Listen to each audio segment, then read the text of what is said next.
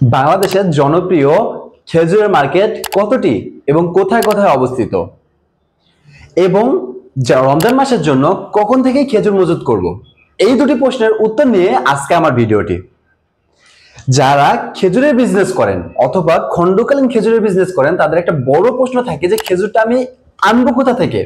কারণ খেজুর কিন্তু আমার দেশের প্রোডাক্ট না, দেশে যেটা উৎপাদন হয় সেটার কোয়ালিটি অত বেশি ভালো না, অতএব খেজুরের পুরো প্রোডাকশনটাই কিন্তু বাইরে থেকে এক্সপোর্ট হয়ে আসে। আর এই খেজুরটা আপনাকে যথেষ্ট আগে থেকে মজুত করতে হবে, কারণ রমজান মাসে এর সব থেকে বেশি চাহিদা বৃদ্ধি পায়। তো সবার আগে আমি 1 নম্বর প্রশ্নটা সমাধান করি। বাংলাদেশের বৃহত্তম খেজুরের মার্কেট কোথায় কোথায় অবস্থিত? বাংলাদেশের বৃহত্তম খেজুরের মার্কেট 1 ঢাকায় অবস্থিত এবং 2 চট্টগ্রামে।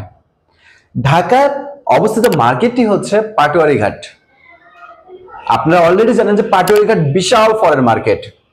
এই ফলের মার্কেটের মধ্যে পাটোয়ারি ঘাটের খেজুরের মার্কেট আরেকটি অন্যতম জনপ্রিয় মার্কেট, এবং পাশাপাশি আপনি চট্টগ্রাম থেকে এই খেজুরটা নিতে পারবেন। তাহলে আমাদের 2 নম্বর কাঙ্ক্ষিত মার্কেটটি হচ্ছে চট্টগ্রাম। এবং আরেকটি কঠিন প্রশ্নের সমাধান করা হবে, তা হচ্ছে যে খেজুরটা আপনি কখন মজুত করবেন।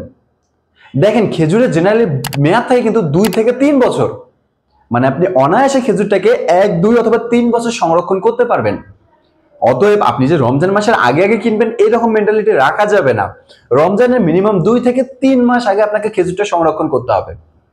যেমন এইবারে রমজান কিন্তু মার্চের 1 তারিখ থেকে শুরু হওয়ার সম্ভাবনা রয়েছে, অতএব ফেব্রুয়ারি মাসের মধ্যে আপনাকে খেজুরের মজুতটা ওকে করে রাখতে হবে। তাহলে কিন্তু আপনি যথেষ্ট বেশি মুনাফা করতে পারবেন।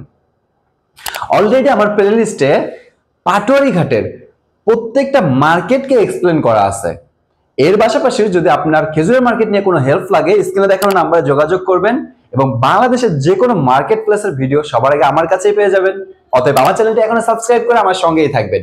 এবং খেজুরের মার্কেট নিয়ে কোনো প্রশ্ন থাকলে, কোন কোন খেজুরের দাম নিয়ে ইনফরমেশন জানার থাকলে অবশ্যই স্ক্রিনে দেখানো নাম্বারে যোগাযোগ করবেন। আর আবারও বলতেছি, চ্যানেলটি সাবস্ক্রাইব করতে ভুলবেন না। আসসালামু আলাইকুম।